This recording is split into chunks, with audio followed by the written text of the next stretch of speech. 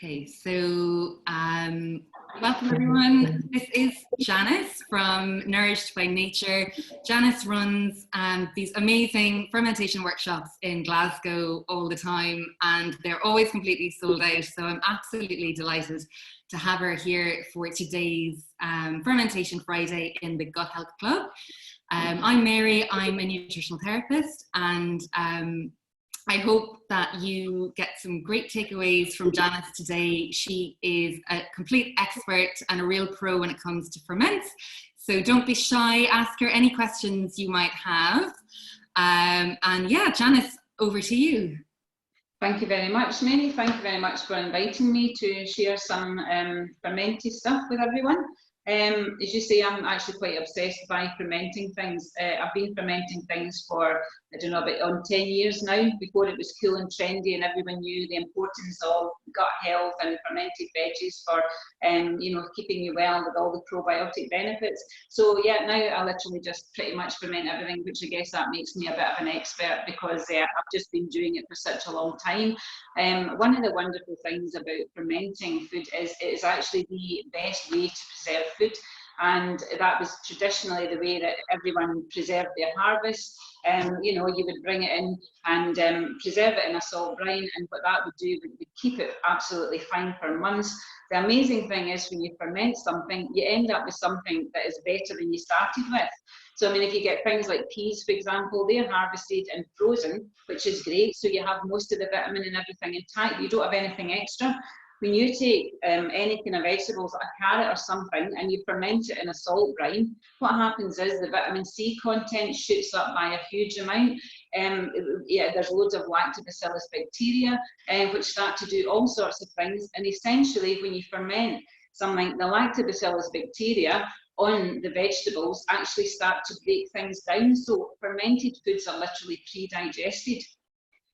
And a wee bit about, you can literally ferment, every fruit and every vegetable has these lactobacillus bacteria on their surface. The soil is full of microbes and bacteria as well. And it just so happens that the lactobacillus bacteria are like the sumo wrestlers of the bacterial world. These are the guys that have loads and loads of benefits. They will make short thrift of any other bacteria because they're like the bouncers of the bacteria world. So you want loads of these guys on your side. That is one of the reasons also why vegetables fermented in a salt brine are so safe, because there is absolutely no way that pathogenic bacteria can survive in a salt brine. And once the lactobacillus bacteria get going, they produce acid, lactic acid, which brings the pH of the ferment down, which makes it even less hospitable. It makes it more inhospitable to pathogenic bacteria like E. coli, salmonella, that type of thing. So again, as I say, what we do in a brine, and you said, I don't know, what is a brine? A salt brine is essentially just salt dissolved in water. And it's the salt, what the salt does is it creates a selective environment that only the lactobacillus bacteria can survive in. So that's why, as I say, it's such a safe thing to do. So you can rest assured if you're fermenting your vegetables in a salt brine at the correct percentage, there will not be any pathogenic bacteria in it at all. And that's one of the first things I think that people are a wee bit worried about. Because everyone knows, oh, it's about bacteria, everyone thinks bacteria is bad, whereas in actual fact, the majority of them are good. There's a very small proportion that are bad, and those bad ones can be very bad. So what we're trying to do when we ferment vegetables is we are harnessing the power of these incredible lactobacillus bacteria that will then start to break down all the sugars in the vegetables, start to create organic acids, increase the vitamin content by a huge amount, and your ferments that you've done in a salt brine are absolutely teeming with these sumo wrestler bacteria. And again, one of the great things about bacteria is their ability to reproduce. So, I mean, once you've got the conditions right for them, they will be reproducing like mad. And in your vegetables with your salt brine, you're going to have millions of these beneficial bacteria. And also, it's one of the simplest things to do. And you can say it's a seasonal thing. For me, that's always the way that it was. You preserve, you know, what's in season. If you've got a glut of anything, okay, what do? You can freeze it, you can it, or whatever else you want to do, dehydrate it. But for me, fermenting is the best way because you end up with something that is way superior than what you started with. And again, as I say, all the vitamins and everything becomes bioavailable. And again, for people with gut issues, it's basically just giving your body a bit of a helping hand. So a lot of the harder stuff, the bacteria are breaking it down so that your digestive system doesn't have to. So that's just a wee bit about the benefits of it. In terms of what you need to ferment veg, all you need is a glass jar, any kind of glass jar. I tend to use these kind of Kilner jars, the clip top ones. These are really handy, but any glass jar will do. You also don't need to sterilise things when you're fermenting for the very reasons that I've just said, because it is such a safe way to preserve stuff. So there is no way that there is any bacteria, any pathogenic bacteria getting in there at all. So you don't have to sterilise anything. All you need to do is to wash your jars in hot soapy water and then rinse them in hot water to get rid of any soap residues. So once you've done that, you've got your jar, you decide what you want to ferment. I've got 3 things that I'm going to show you today, just 3 simple ferments, 3 that I do a lot. I'm going to start with garlic, right, which I couldn't be without fermented garlic. Garlic, as most people know, is nature's antibiotic. Garlic is incredible at fighting infection. Garlic has there's 27 different components in garlic that are considered antibacterial. But then if you put your garlic into a salt brine and ferment it, all of those benefits are enhanced by a huge amount. So fermented garlic is actually, it works against things like MRSA and a lot of the bacteria that are now, there are no antibiotics because there's so many of these resistant bacteria now, but they're not resistant against fermented garlic. So that is my absolute go-to #1 ferment. I am never without it, and you can see the size of the jar that I have here. So I'm going to start off with how do you make fermented garlic? Really, really simple. The hardest thing is you need to get a lot of garlic cloves and then you need to peel them. So that is a bit of an issue, but I have got a wee trick here. If you put your garlic in a pot and then just give it a really big shake, what happens is a lot of it's easier to get the skins off of them. Right, so you can sort of get all the skins off. You still have to peel them, okay, but it's easier to separate them all out. So that is the hardest thing, because when you ferment garlic, you really want to ferment it for at least a month. So you don't want to do a wee small jar, because you'll go through that in no time, and then you have to wait another month till you've got more, which is why I get the biggest jar that I can find, which is this, and I fill that with my garlic, and then I top it up with salt brine. So again, as I say, the hardest thing is get as many cloves of garlic as you can to fill your jar, and don't use a silly wee jar. Get a big jar and just go and get a whole load of garlic. Make it into a mindfulness thing. Put some nice music on, get a coffee, a wee glass of wine, depending what time of day it is, and just sit and peel your cloves of garlic, knowing that what you're doing is creating an absolutely fantastic resource for your health. Fermented garlic is also prebiotic, so it's good for your gut bacteria. So your gut bacteria absolutely love it. It will stimulate the ones you've already got, and it'll add a few more. Plus, when you ferment garlic, it mellows out. Raw garlic, I don't particularly like to add to things like dips and dressings because it's quite harsh. Whereas when you ferment it, it mellows out, so it's got a much milder flavour. The other great thing is it doesn't linger in your breath either. So I add fermented garlic goes in all of my dips, all of my dressings, and I don't add it to things and cook it. If you cook anything that's fermented, you'll kill the probiotic element in it. So again, because you don't need to cook out the harshness of the garlic, if you want to add it to something, you add it at the end rather than add the garlic at the beginning and cook it, because then you'll kill the probiotics.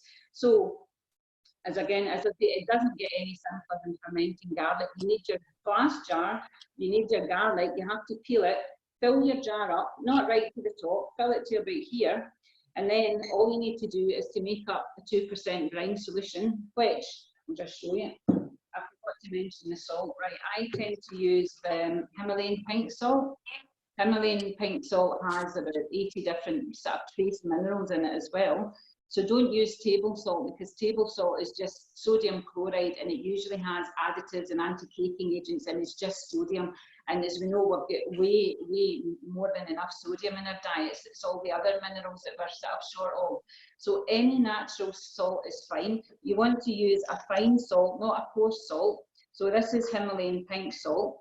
And to make up a 2% brine, all you're using is 20 grams of salt, and you dissolve that in a litre of water. Now that's a tablespoon, that's approximately 20 grams of salt. If you want to weigh it out, you can use some scales and weigh it if you want to be that accurate with it. But again, it is important that you get at least that level, for the reasons that I said earlier. That level of salt means pathogenic bacteria can't survive in that. If you use a lesser salt solution, if you're using say 1%, there's still a chance you'll get pathogens in it, so you don't even go there. You start off with 2%, that is the go-to level for brine. So it's your 20 grams of salt. If you put it in a jug, just a measuring jug, and then you just make sure it's dissolved, and you fill it with your, and I use filtered water. I forgot to bring my jug, I was filling it in the kitchen. I have one of these filtered jugs.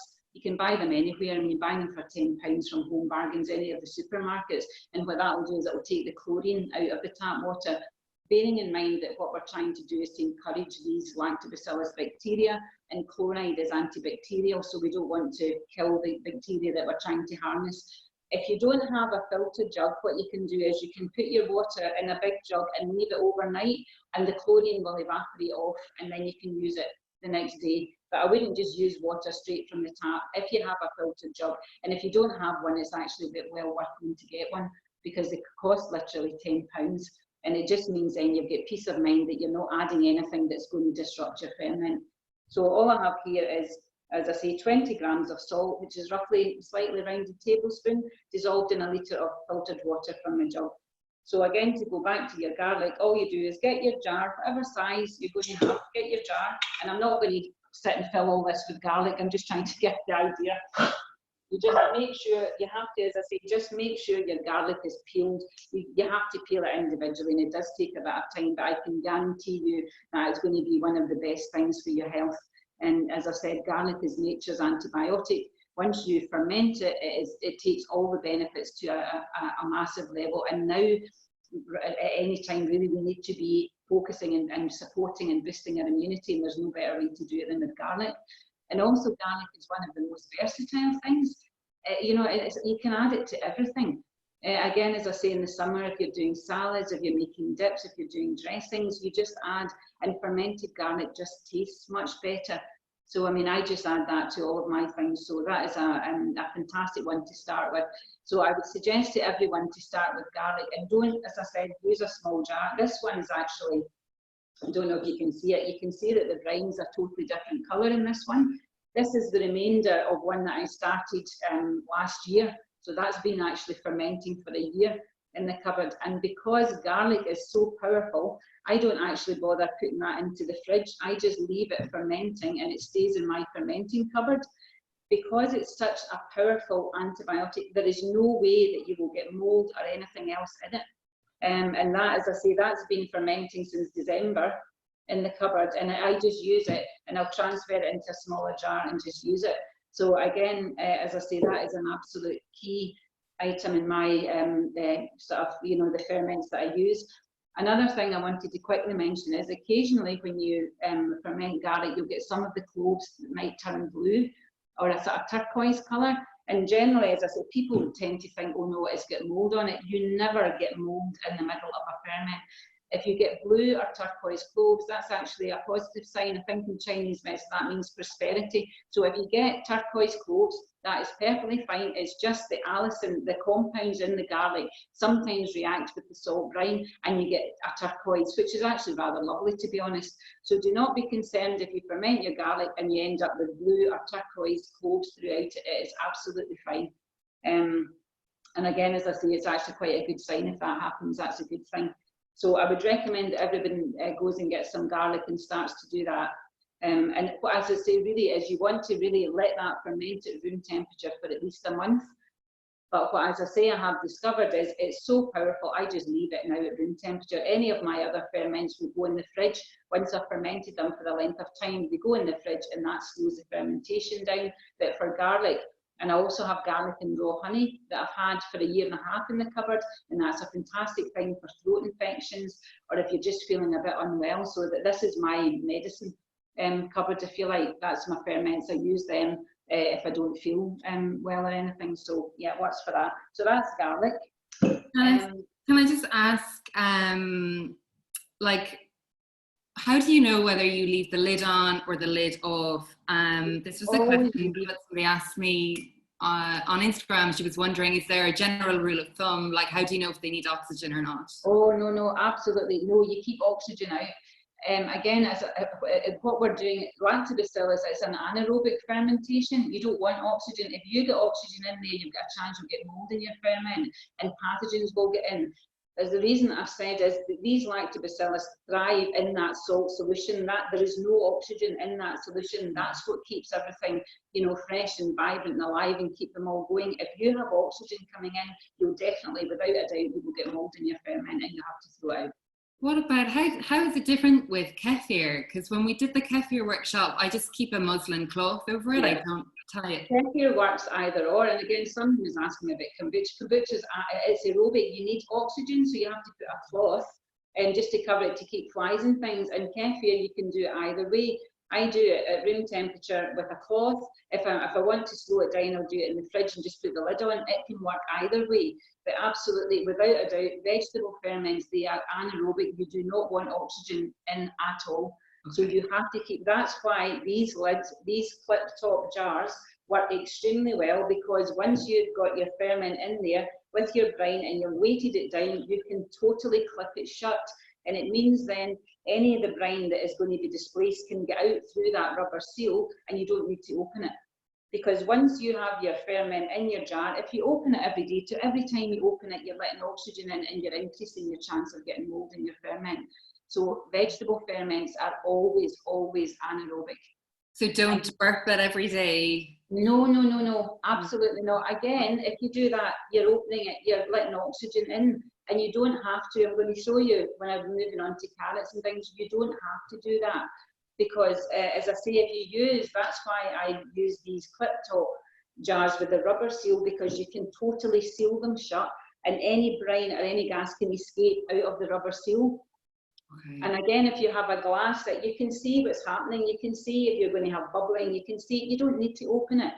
And again, as I say, every time you open it, you're increasing your chance of getting mold, and you don't have to. And again, you can buy all sorts of fancy fermentation jars with, with fancy, you don't really need them. Clip top jars work great. You can buy them in all the supermarkets.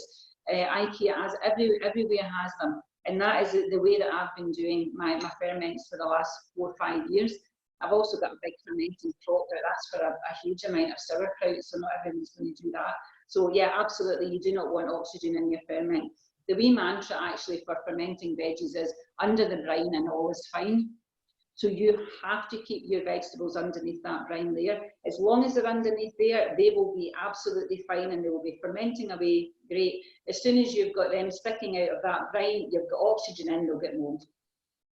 So just on that note, sorry, I have another question, because often when you have the brine and you've got some herbs, like let's say you put dill or peppercorns in there, they often float to the top. It's like, how do you keep them? Well, do you know that's an interesting point, Mary, but generally speaking, your herbs are kind of antimicrobial anyway, so they ain't going to get mold on them. It's your vegetable matter. If your vegetables float up to the top, they will get mold. But generally, if you're doing your ferment with herbs and spices and things, put them in at the bottom first and then add everything else. But if they come up to the top, generally, you won't get mold in spices. Okay, brilliant. Because most of them actually are antibacterial, antimicrobial. I don't mean they won't kill the lactobacillus, but they're antimicrobial, so they are a benefit in your ferment. So, right, next I wanted to go on to speak about was and I know I've said this is a seasonal ferment, but I'm going to do carrots, because carrots are fantastic. Carrots are great. Most people like carrots. They're nice and sweet. And what you can do is you can ferment carrots various ways, but I thought I was just going to show you and ferment them in carrot sticks. So what you want to do this, again, I've got a jar you know, a big glass jar.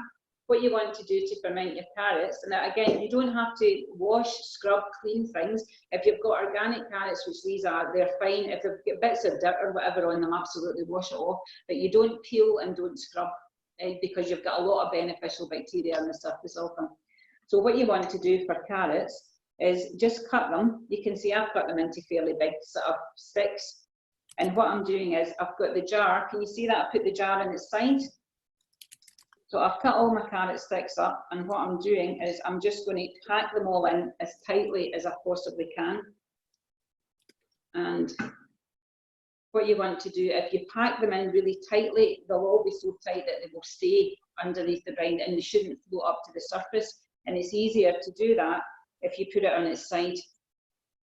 And again, a key thing to remember is do not have them big long carrot sticks sticking up over the brine, because carrots are, it's quite common to get what is called cam yeast. It's not mold, it's not dangerous, but what happens is in things like carrots and beetroot, because they're quite high in sugar, if you have them out of that brine level, cam yeast is like a wild yeast. It's an opportunistic yeast. So if you've got vegetables sticking up out of that brine, you will get cam yeast will sort of come in, and before you know it, you'll have a layer of white, it's almost what spreads like filaments yeast, and it's called cam yeast. It's white, it's always white, and it's always on the surface of your ferment. Generally, if you've got air in it, it's not harmful, it won't harm you, but it doesn't taste great. And once yeast get in, they start to spread like with filaments through your ferment. It's going to be quite hard to get rid of them. So if that happens, and it is quite a common thing with carrots, then what you need to do is either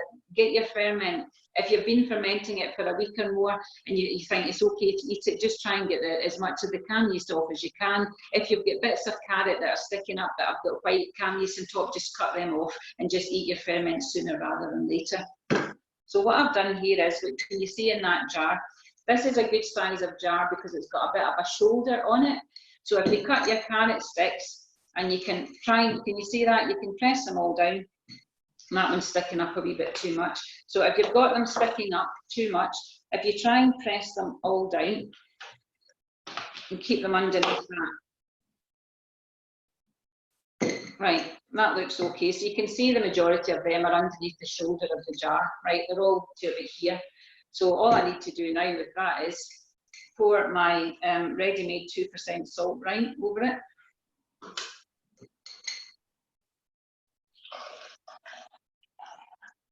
Honestly, it doesn't get any easier than this. Right, so what I'm doing is I'm pouring the brine right up. I don't know, again, if you can see, now those carrots are all totally, completely covered in that brine solution. They're packed in really tightly, so they shouldn't move and float up to the top. I'll tell you, actually, one of the times when I did do carrot sticks, and what I had done was I'd put a lemon slice down the side, and a couple of lemon slices had gone away in a camper van, forgot about it, came back.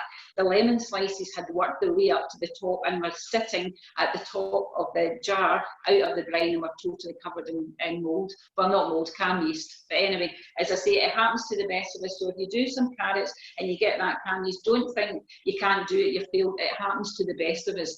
But the way to stop that is to make sure you cut your carrots that they're underneath, so cut them shorter rather than longer. If you're at all unsure, don't have bits poking up. Now, what I was going to say also, if you're doing other ferments, not carrots, they should stay in there okay because they're all packed in. I discovered quite by accident that a butternut squash, if you cut the bottom end off a butternut squash and trim it, that is an absolute perfect wee follower to hold everything down underneath that brine solution. And again, I think because butternut squash is a bit of a kind of waxy coating on it, even if that squash, if that layer is out of the brine, you never get mold on it. So again, you trim that, you can trim it to the size of your jar and just sit it in. Oh, now my brine's open it. And then you can just push that in. I'll get my tea tin. Now my brine's open it. really clever. I'd never have thought to do that. Honestly, it works so well, Mary. And again, if you do, I mean, sometimes you can do it with like a big lemon slice. But again, if that lemon slice is out of the brine, you will get calm yeast on it. You never get it on a bit of butternut squash. There must be something on the coating of that skin that makes it. I could be wrong. Maybe somebody will try it and they will get mold. But I have done that quite a few times, and that works brilliantly well.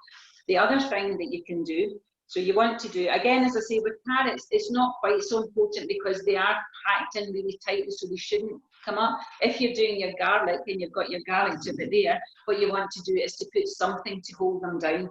Right, one of the other things that I use actually a lot is a wee Ziploc bag.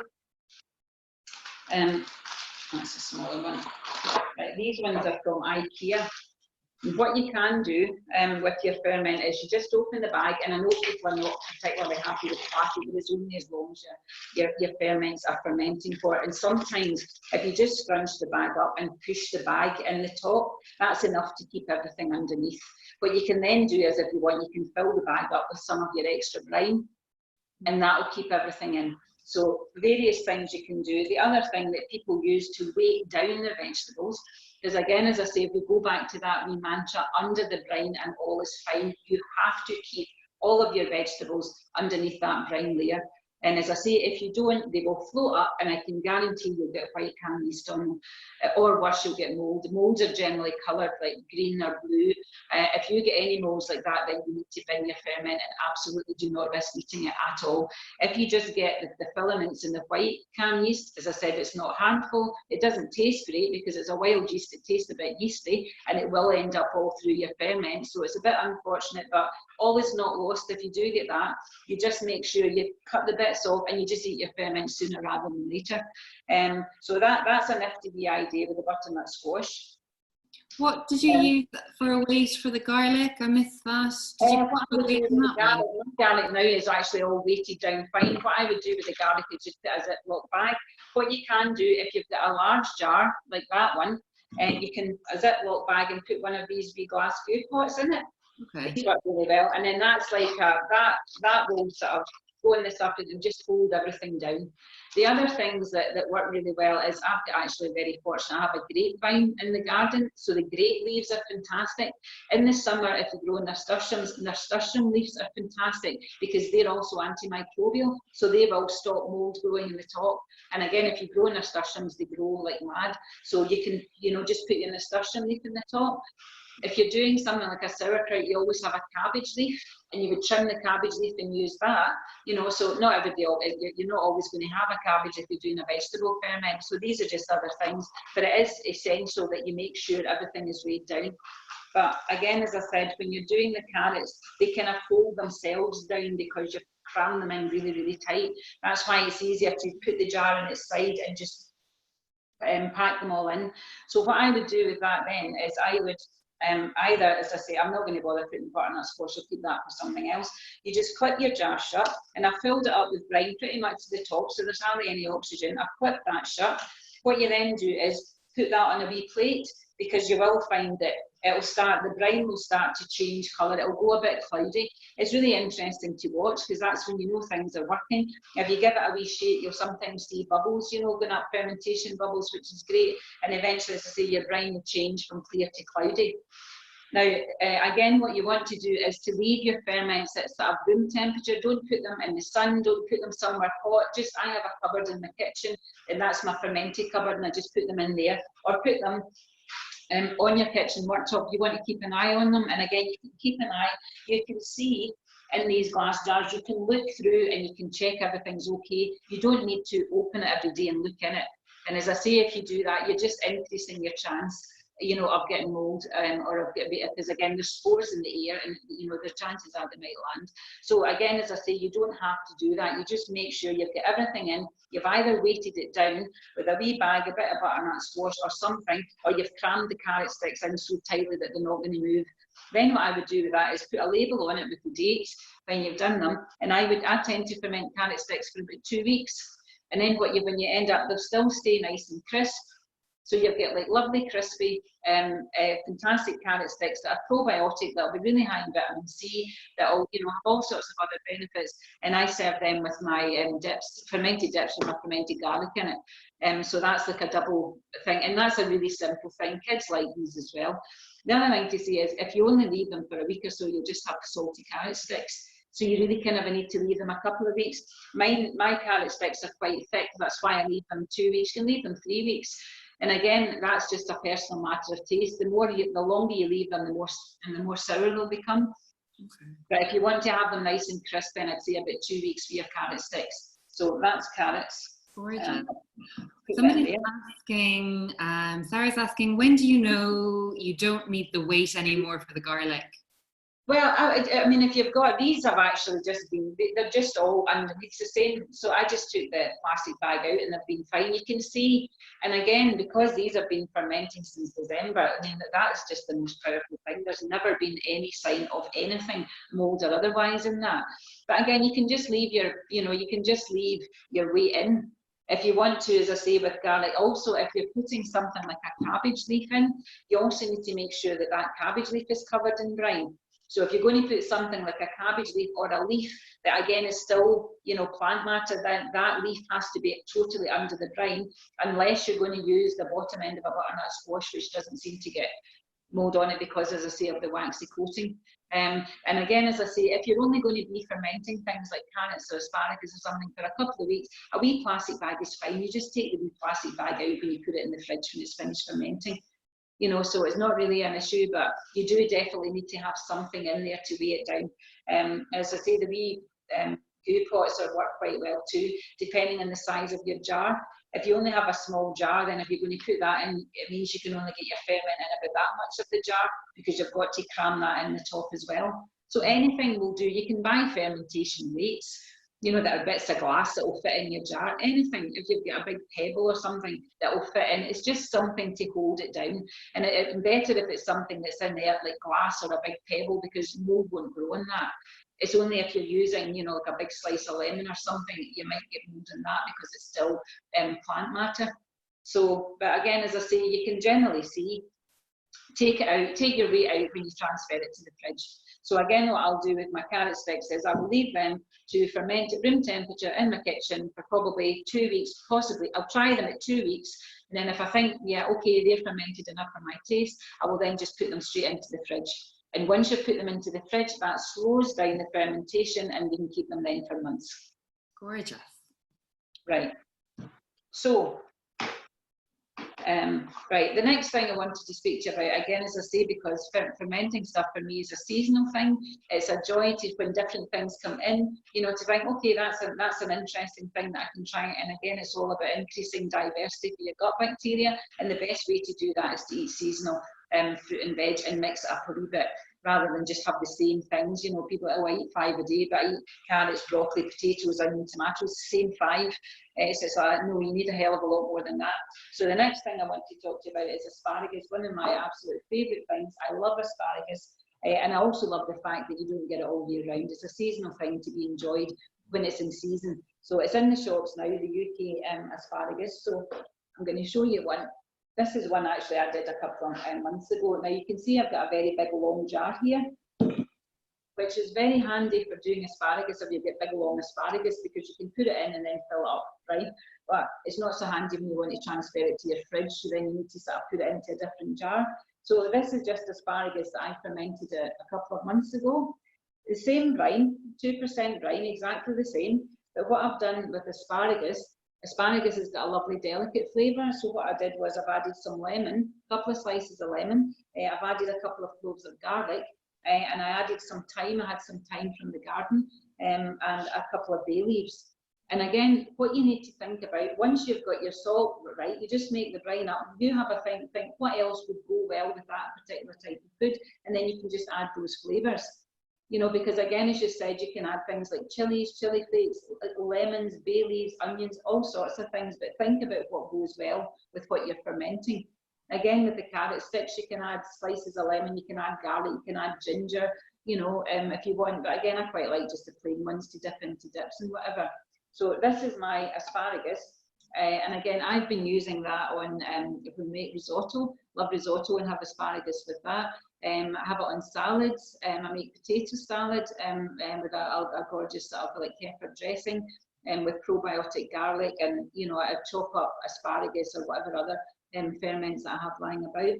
I use it as like for wee canapes. I make like wee grainy pancakes. I use like, you know, rye sourdough with whatever vegan cream cheese, and top it with a wee ferment. So it's a nice way of just getting, you know, a bit of, it's like small drip feeding, you know, probiotics, and you're supporting the gut bacteria that you already have, and you're sending in some reinforcements.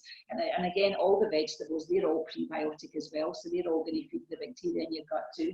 So as I say, this is a very handy big jar, but it's not handy to put in your fridge. So what I have here, I've got another jar, just another clip top jar like this, and this time I've got just got some nice asparagus, which is gorgeous. And when you ferment it, again, asparagus, you don't want to ferment it for a long time, so it'll go mushy. You want it to be lovely and crisp, and when you ferment it in a salt brine with a wee bit of lemon and a wee bit of garlic and some herbs or a bay leaf, it just tastes absolutely delicious. It's crisp, but it's got that slight sort of fermented tang to it. So it's not raw and it's not cooked, but it's like, you know, some of the stuff has been broken down. It's easier to digest, and it just tastes absolutely delicious.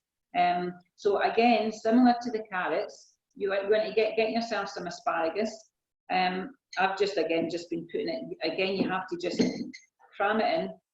What I'm going to do this time is I'm going to add some lemon slices, because that just is really lovely. It's such a nice fresh flavour. And again, what you want to do is just put them in the side.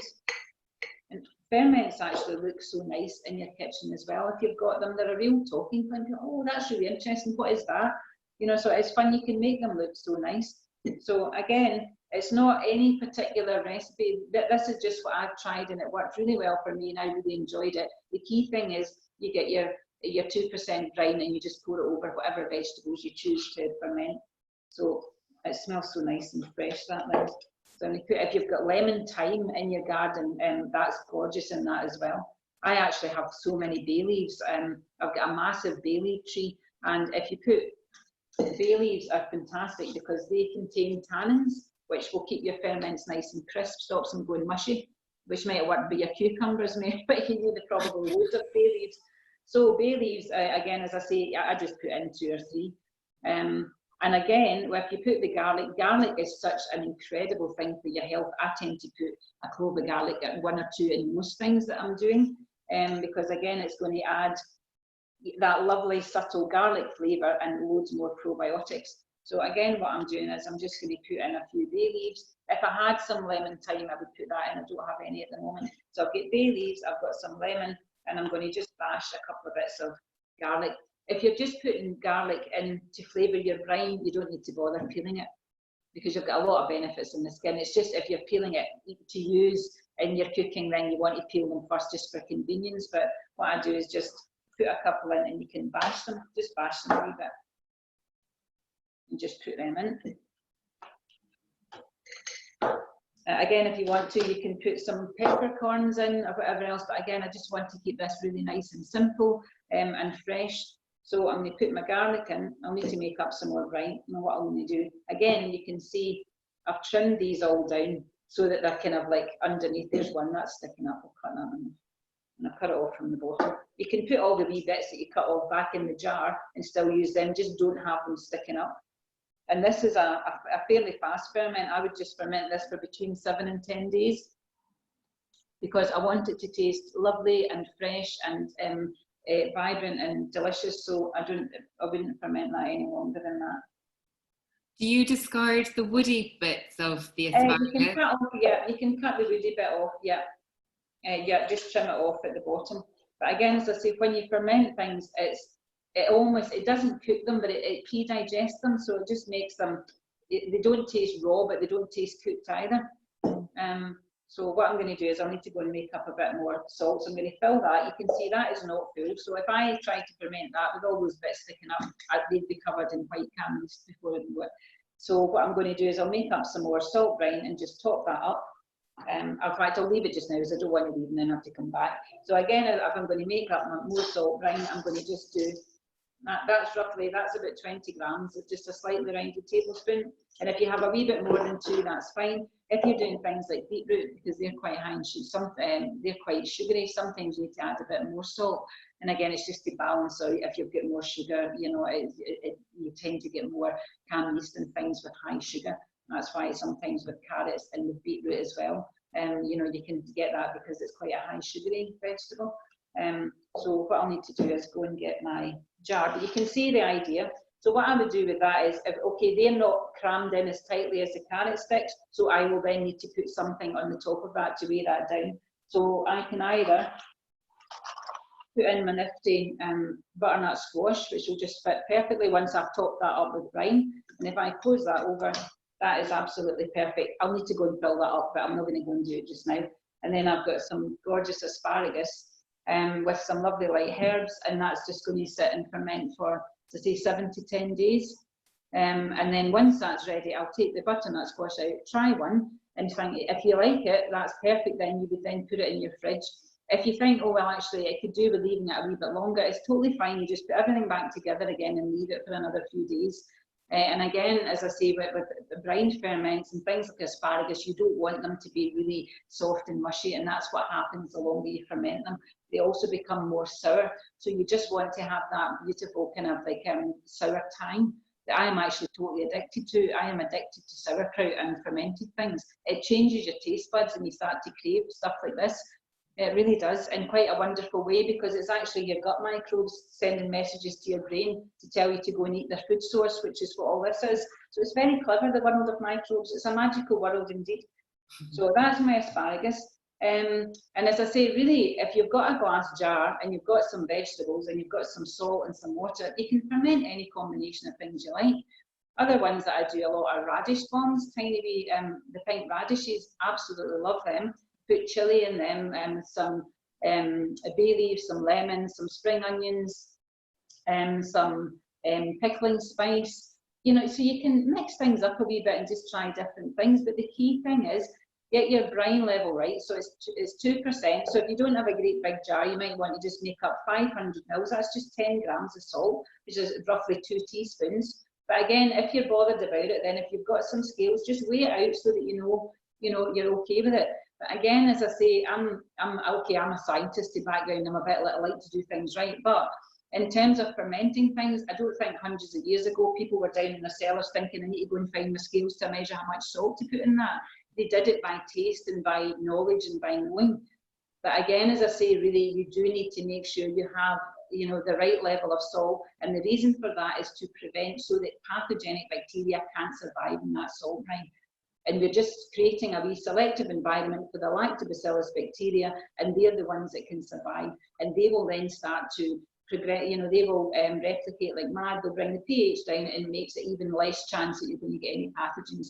Because as I said, they're the bouncers of the bacteria world. They'll make short thrift of any other pathogenic bacteria or any other dodgy characters. So that's why you want to have as many lactobacillus bacteria as possible.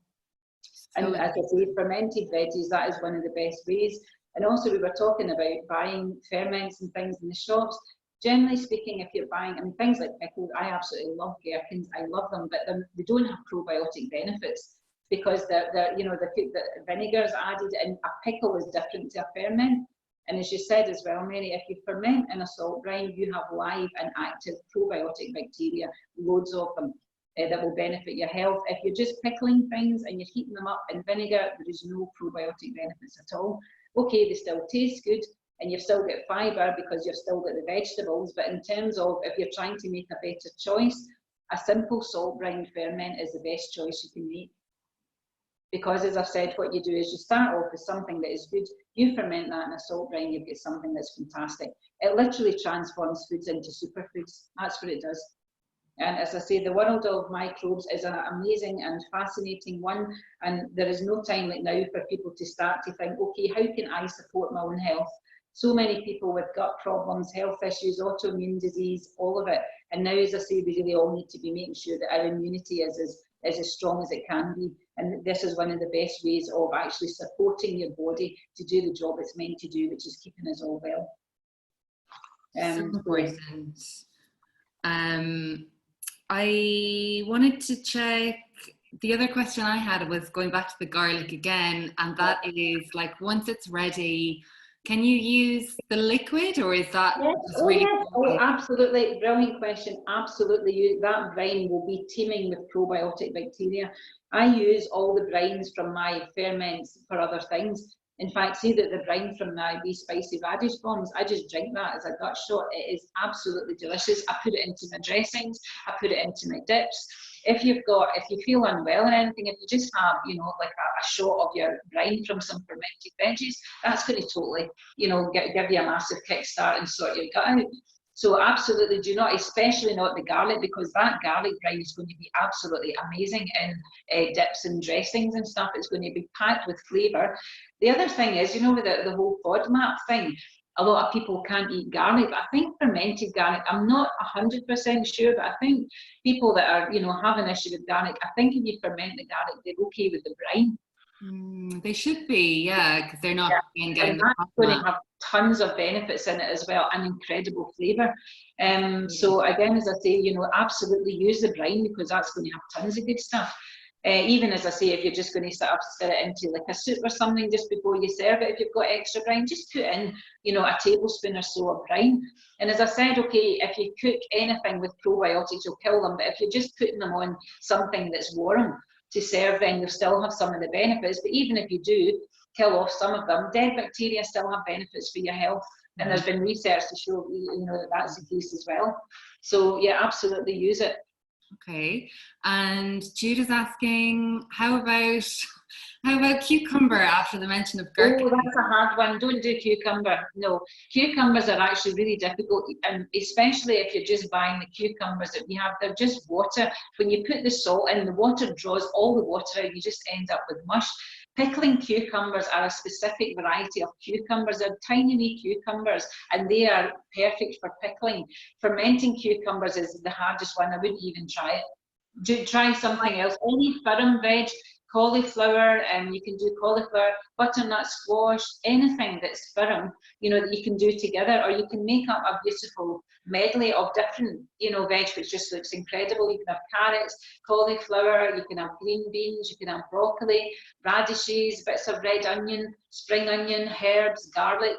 And just make up your own. Pickling spice is a wonderful thing to add as well, because it adds a lovely flavour. You can buy pickling spice which has got like coriander and fennel and black peppercorns, and it's a lovely mixture.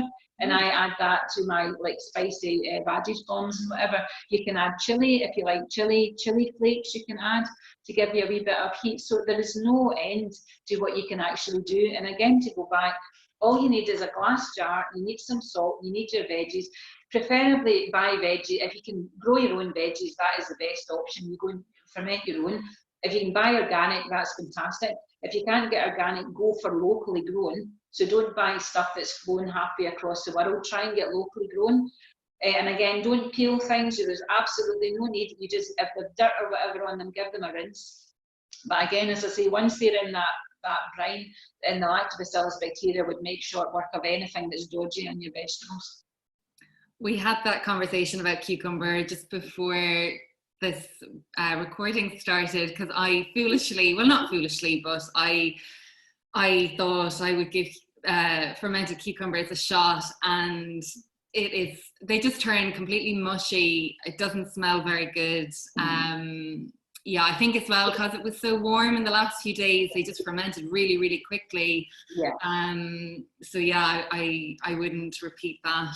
No, but again, as I say, I'm glad that's been brought up, because the thing is, sometimes people will do something, then it doesn't work, and it puts them off trying it again. And again, cucumbers are really hard to ferment. It's easier to pickle them. So if you do them in the vinegar, that's easier than it is to ferment them. And again, as I say, going back to things like garlic, it's pretty much foolproof. It really is. And again, if you get blue cloves, don't think you get mold, there's anything wrong. There's nothing wrong with it. That's totally fine. And again, with carrots, because carrots, beetroot, they're slightly higher sugar. So if you have your carrots sticking out of that brine and you get camies, it happens to the best of us. It doesn't mean, oh, I'm rubbish at fermenting, I can't do this. It doesn't mean that at all. It just means that, as I say, if you go with the recommendations that I've given, make sure you don't have them sticking out, cut them shorter rather than higher, and just make sure you've got them totally covered with that brine. You really can't go wrong. And again, as I say, if you get that white calm yeast, it is not dangerous. It's always white, and it's really quite interesting because it forms a lot of beautiful kind of like filament. I took a picture of it once. That's like an artwork. It's very nice indeed, but it's not very nice to eat. But if you ever get any like mold that you would get growing in bread, any coloured mold, absolutely don't risk your health. That would need to go in the bin. But if it's only the white calm yeast, it happens, and it's annoying, but you know the reason why it's happened. It's if you've got stuff that's sticking out, and it's oxygen, because all this wild yeast is in the air. There's all sorts of stuff flying around, and I think in my house, I mean, I must have tons of stuff because I ferment everything. So I've got sourdough starters, I've got water kefir, I've got dairy kefir, I've got loads of kombucha, I've got a cupboard full of fermented veggies. So I've probably got all sorts of stuff going on. But it's fine for me. And again, as I say, I've made so many mistakes along the way, which is how I've learned. And as I say, I do have a scientific background, so I've researched, all of it as well. And fermenting food has been around for centuries. It is the safest and the best way of fermenting, of preserving food, because you end up with something that is better than you started with, and there is no other way of, sort of preserving food that does that. I've got another question. Is fruit the same example? I've lots of ripe peaches. Can I just put them in 2% salt brine? Well, that's a funny one actually, because I have the Noma book of fermentation, and they actually salt brine a lot of fruit, which to me is a bit of a strange one. So it's like, I don't really know if I'd want to have salty fruit. You can do it. You can do it. What Noma tend to do is the other way. If you're not doing a brine, what you can do is you weigh your fruit and you measure out a 2% weight of the fruit. So instead of dissolving it in water, what you would do is you measure your fruit and then you just add 2% salt. So say you've got a kilogram of fruit, you would add 20 grams of salt, and you just allow that. The salt will pull all the water out. But again, salty fruit wouldn't really be something that I would be massively keen. I have fermented grapes and I've fermented bananas, but I use either kombucha or water kefir to kickstart it and to add some bacteria. Because the thing is, with fruit, you've got more yeast than you have bacteria, and you've got sugar. Yeast converts sugar to alcohol, and you can end up with these horrible kind of like alcoholic kind of tasting ferments, which are not really that nice, to be honest. But you can do it. It's just not something that I particularly enjoy doing, other than the bananas and the grapes, which are great. Probiotic grapes are like wee fizzy grapes. So what I do is I freeze them and can add them to your drinks, and you've got like a wee fizzy probiotic ice cube. Kids love them as well. That's quite fun. Nice touch. Right. Does anyone have any other questions for Janice? We're just coming up to, it's 1 o'clock on the dot. So we did really well time-wise. And Janice will be back in a couple of weeks. We're going to do summer barbecue dips. So delicious barbecue dips. So do join us for that. I think that's a week on, not next Friday, the Friday after, same time back here. Next Friday, I'm going to do a demo about using miso paste. So that's a fermented soybean, and if you're quite new to fermented foods or you haven't tried miso paste before, it's a great way of injecting great flavor and umami to your foods while supporting your gut health at the same time.